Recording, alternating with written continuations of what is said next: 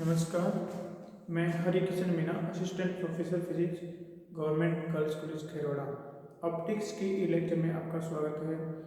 इस लेक्चर में हम लोग पढ़ेंगे फेज रिटार्डेशन प्लेट, कला अवमंदन पट्टिका।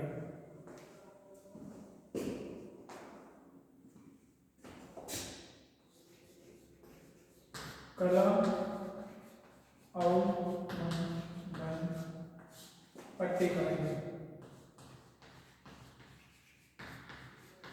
कला अवमंदन पट्टिकाएं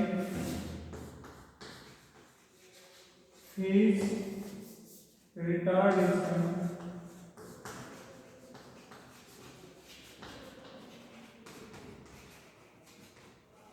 प्लेट्स, ठीक है। ये हमारे ऊपर डिपेंड करता है कि हम लोग कितना फेज रिटार्ड कराएंगे, मतलब अवमंदित कराएंगे। जैसे हमने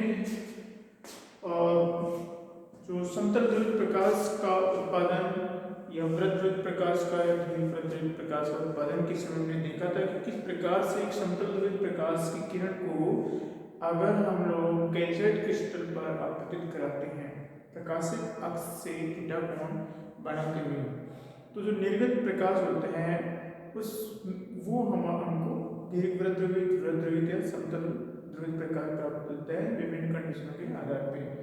यहाँ पे जैसे हम लोग कैल्साइट क्रिस्टल पर समतल ध्रुवित प्रकाश को आपतित कराते हैं तो वो प्रकाश दो किरणों ई और ओ किरणों में विभाजित हो जाता है, ठीक है। समतल यहाँ पे कैल्साइट क्रिस्टल में हमारी ई किरण का वेग ओ किरण से अधिक होता है। ई किरण वो होती है जिसमें विद्युत क्षेत्र के कंपन प्रकाशिक अक्ष के अंदर होते हैं और ओ किरण वो होती है जिसमें विद्युत क्षेत्र के कंपन प्रकाशिक अक्ष के लंबवत होते हैं, ठीक है।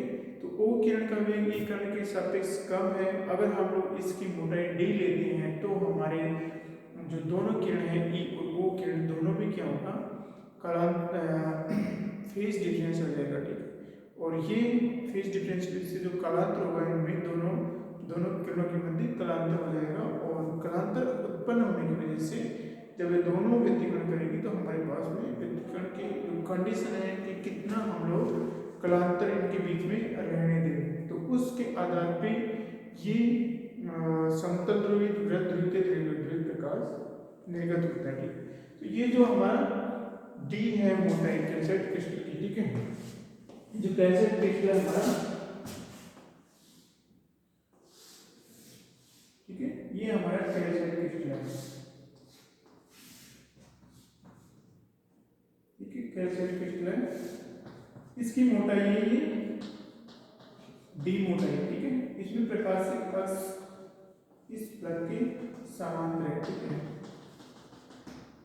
प्रकाशिक अक्ष इस प्लग के समांतर है।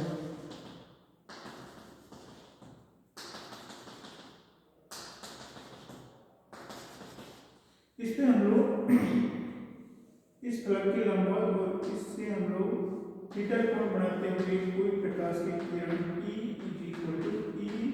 E0 को साइन ओमेगा टी, ठीक है, साइन ओमेगा टी आपतित करते हैं। जैसे इस पे आपतित होती है ये किरण और समतल ध्रुवित प्रकाश ई किरण और ओ किरण में डिवाइड हो जाते हैं। ई किरण का वेग ई किरण का वेग वी और, ठीक है, जिसको मैं ई से रिप्रेजेंट करूँ, ठीक है। और ओ किरण का वेग, ठीक है, इसको मैं इसलिए हमने ई किरण मानी है ई किरण मानी है एक्स एक्स का, एक्स एक्स हम लोग ये लेते हैं, ठीक है। और ये ई वाई ये हमारे पास में वी ओ इसका वेग है। यहाँ पे थोड़ा कंफ्यूजन है, हम लोग ये E0 यहाँ पे लेते हैं उस वजह से E0 हम लोग E0 की बजाय यहाँ पे E0 ले लेते हैं, ठीक है, ऊपर की तरफ, ओके। तो हम लोग E किरण को E और O किरण को, ठीक है, O किरण को ले सकते हैं, ठीक है।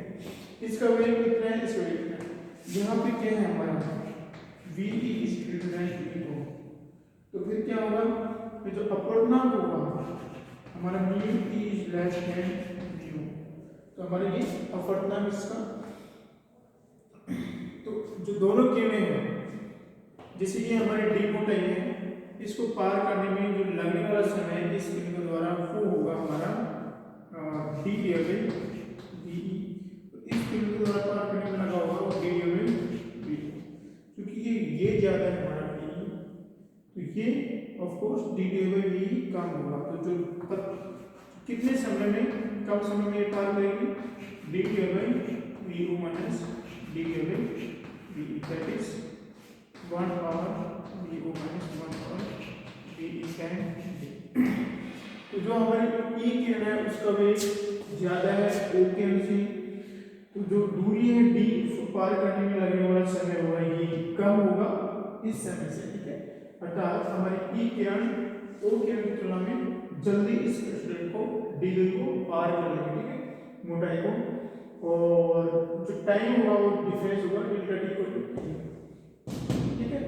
और जो पथ का अंतर कितना है, पथांतर प्रकाशन पथ में अंतर होगा हमारा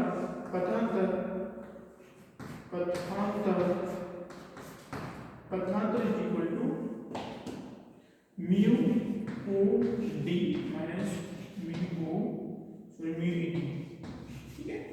जो हमारा चूंकि पथ तो डी ही है लेकिन वेग अलग अलग होने के कारण प्रकाशिक पथ है उसमें अंतर आ जाता है, और प्रकाशिक पथ में अंतर कितने के बराबर होगा, ये इसका प्रकाशिक पथ है ओ किरण का, और ये प्रकाशिक पथ है ई किरण का, ठीक है।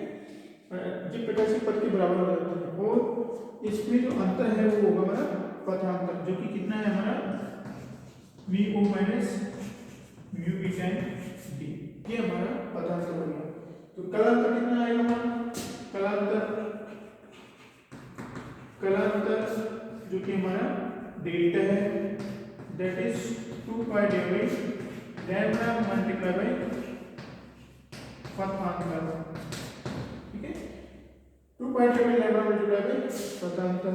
अब हम लोग इसको पीछे लिखते थे, हमारा आता है कितना 2 pi divided lambda multiply by this thing mu 0 minus mu जी, ये तो क्या है हमारे कैल्शियम क्रिस्टल के लिए था। तो इस पदार्थ के कारण क्या होगा, कलांतर उत्पन्न होते हैं, अर्थात फेज में डिफरेंस आ जाता है, और ये फेज हमारे लिए गलत है, फेज रिटार्डेशन। तो हमारी कैल्शियम क्रिस्टल है वो क्या है कि फेज रिटार्डेशन क्रिकेट, लेकिन हम लोग क्या करते हैं, जो फेज रिटार्डेशन है इस फेज रिटार्डेशन को इस तरह से हम लोग लेते हैं कि जो निर्गत प्रकाश है वो हमारे चॉइस का होना चाहिए, ठीक है, जैसे समतल ध्रुवित होना चाहिए या वृत्त ध्रुवित होना चाहिए, ठीक है, या दीर्घवृत्त ध्रुवित होना चाहिए। तो उसके आधार पे हमारी जो कला अवमंदन पट्टिकाएं हैं उसको हम लोग दो भागों में बांट सकते हैं। एक कहलाती है भाई, एक प्लेट कहलाती है भाई चतुर्थांश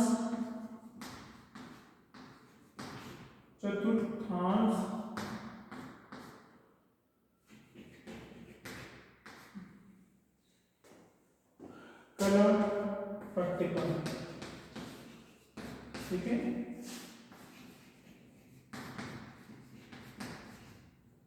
क्वार्टर बेल प्लेट, एक तो ये प्लेट होगी हमारी, ठीक है, और एक प्लेट कौन सी होती है अर्ध तरंग, ठीक है, अर्ध तरंग पट्टिका।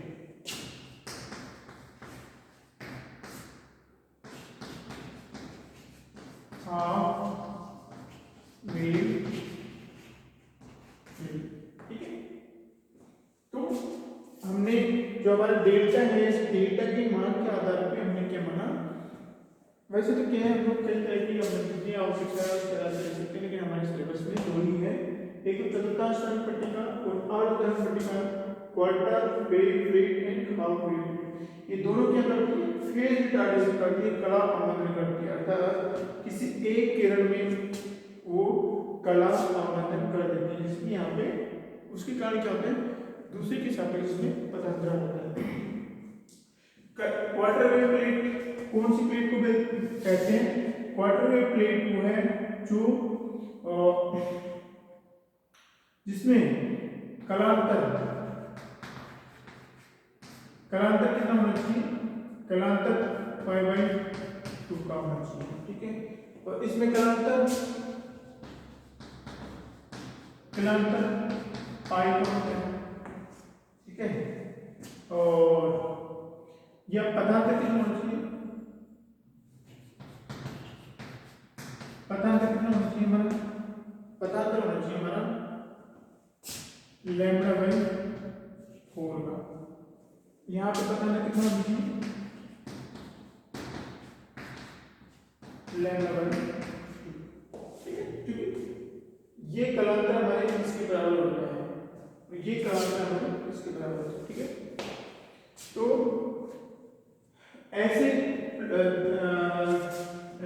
फेज रिटार्डेशन प्लेट जो आपतित प्रकाश में और निर्गत प्रकाश में, आपतित प्रकाश निर्गत हम लोग क्या करते हैं, किसी अन्य उपाय से किसी एक किरण को OA को हम लोग ब्लॉक कर सकते हैं, ठीक है। तो जो रिटार्डेशन उसमें आपतित में और निर्गत प्रकाश में ही आना चाहिए।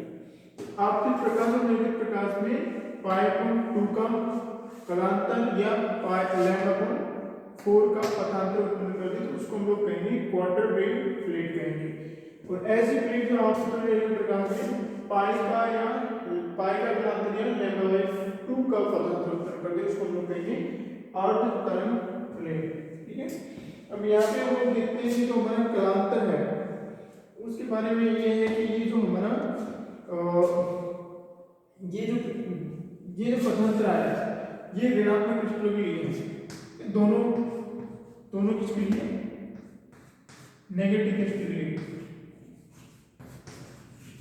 नेगेटिव क्रिस्टल क्या होता है, हमारी ई किरण का वेग ओ किरण के सापेक्ष अधिक होता है। और पॉजिटिव क्रिस्टल होता है तो क्या होता है? पॉजिटिव क्रिस्टल के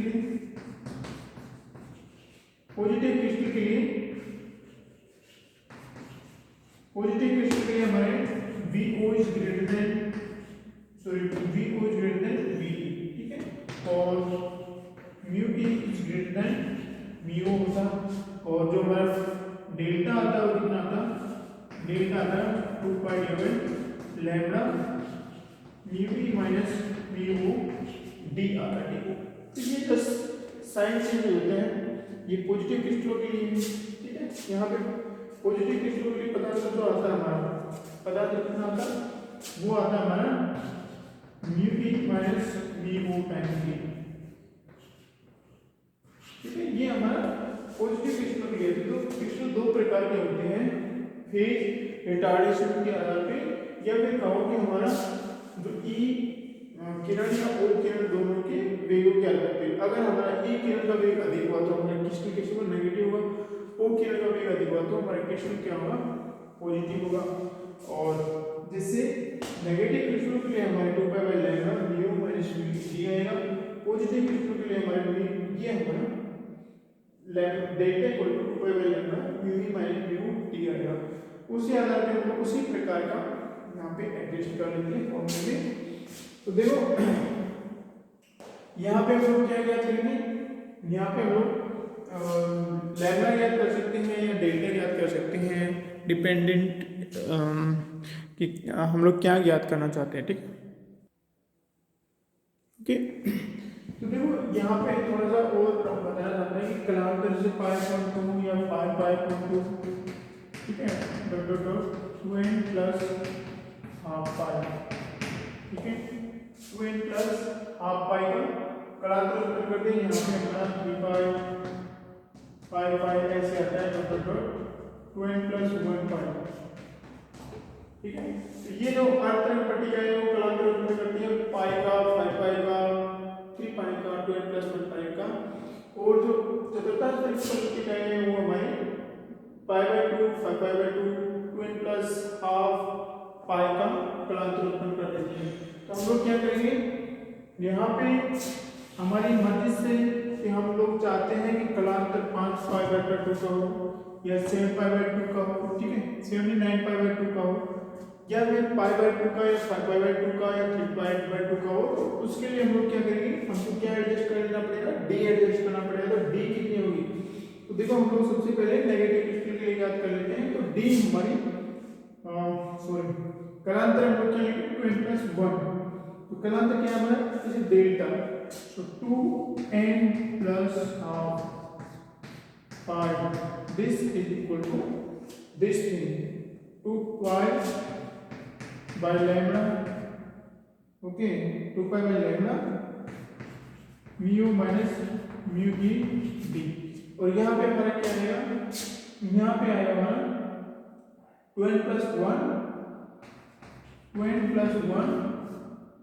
pi, this is equal to 2 pi by lambda mu minus mu e d।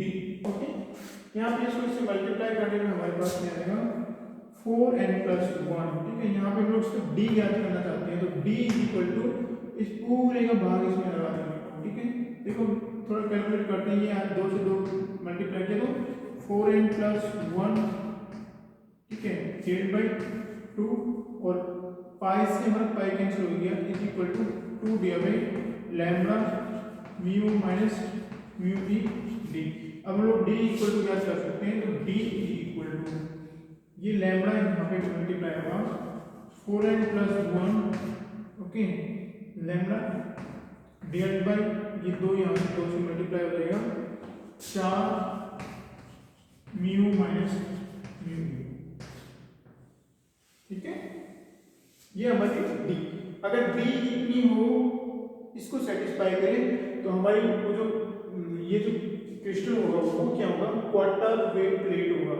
उसमें हम लोग एडजस्ट कर सकते हैं कि n की वैल्यू हम लोग कितनी रखें, जैसे n इक्वल टू यहाँ पे शून्य रख देंगे, n इक्वल टू 0 1 2 3 ऐसे रखेंगे। ठीक है, यहाँ पे भी सेम थिंग है, n equal to 0 1 2 3 n equal to 0 रखने पे हमारे क्लास में जाएगा π/2 का। तो हम लोग π/2 का कलांतर उत्पन्न करने के लिए d इक्वल टू यहाँ पे शून्य रख देंगे, तो हमारा lambda divide by this thing आ जाएगा। ठीक है, ये हम लोग 5/2 करेंगे तो यहाँ पे कितना रखना पड़ेगा, n इक्वल टू 1 रखना पड़ेगा, यहाँ पे 1 रख देते हैं तो हमारा 5 लैम्बडा डिवाइड आ जाएगा। उसी प्रकार से यहाँ पे हमारा d इक्वल टू कितना आएगा, d इक्वल टू लैम्बडा यहाँ पे मल्टीप्लाई हो जाएगा, पाई से पाई कैंसिल हो जाएगा 2n+1 lambda divide bye 2 mu minus mu. ठीक है, ये हमारी फील्ड डेटा डिस्प्ले के लिए अर्धतल पट्टिका के लिए d का मान हो गया और चतुर्थांश समय पट्टिका के लिए d का मान हो गया। ये तो हमारे किसके लिए था, नेगेटिव डिस्प्ले के लिए था। यहाँ पे म्यू माइनस म्यू, अगर हम लोग पॉजिटिव डिस्प्ले लेंगे तो हम लोग म्यू ई माइनस म्यू आ जाएगा, मतलब इसको हम लोग जस्ट उलट देंगे, म्यू ई की जगह म्यू ई लिख देंगे, तो ऐसे आएगा पॉजिटिव डिस्प्ले के लिए। पॉजिटिव डिस्प्ले के लिए ये जो d आएगा जिसे dq लिख देता हूँ मैं इसको। ठीक है, और ये हाफ प्लेट है तो dh लिख देता हूँ। ठीक है, तो dq कितना आएगा, dq ये होगा हमारा 4n+1 times d divided by 4 mu e minus mu. ठीक है, म्यू e माइनस म्यू और dh कितना होगा, dh equal to 2n+1 lambda divided by 2 mu e minus mu. ये किसके लिए हमारा, ये पॉजिटिव डिस्प्ले के लिए। ठीक है, इसके लिए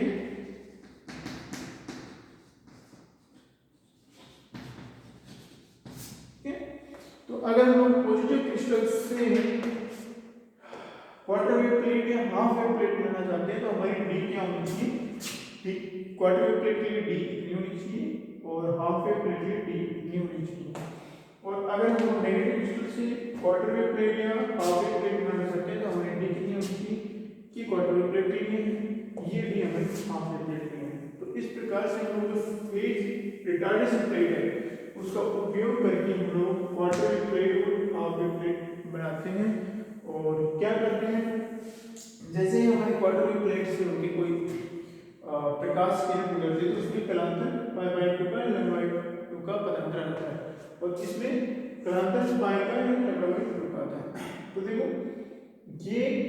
ये पट्टिका क्या करती है, ये फेज चेंज करने के काम आती है और पाई का कलांतर उत्पन्न कर देती है। ठीक है, जैसे अगर हमारा कोई प्रकाश समतल ध्रुव प्रकाश क्लॉकवाइज है तो उसको ये एंटी क्लॉकवाइज में परिवर्तित कर देती है। ठीक है, या एंटी क्लॉकवाइज है उसको क्लॉकवाइज में परिवर्तित कर देती है। उसका रीजन ये है कि फेज हमारी सपोज टू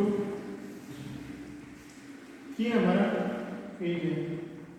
ठीक है, तो निर्गत प्रकाश में ये इस प्रकार से चलती है, निर्गत प्रकाश में ये इस प्रकार से हो जाती है।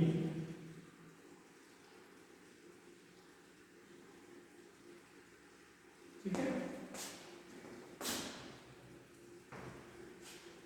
ये जैसे थीटा हो तो ये पूरा एंगल है यहाँ से ये हमारा फाइव पर थीटा हो जाएगा। ठीक है, और चूंकि क्लॉकवाइज में एंटी क्लॉकवाइज में ये हमारी फेज रिटार्डेशन रहेगा, वो भी इसके बारे में कर सकते हैं किताबों से H2 और ये हमारा इसका लेक्चर समाप्त हुआ।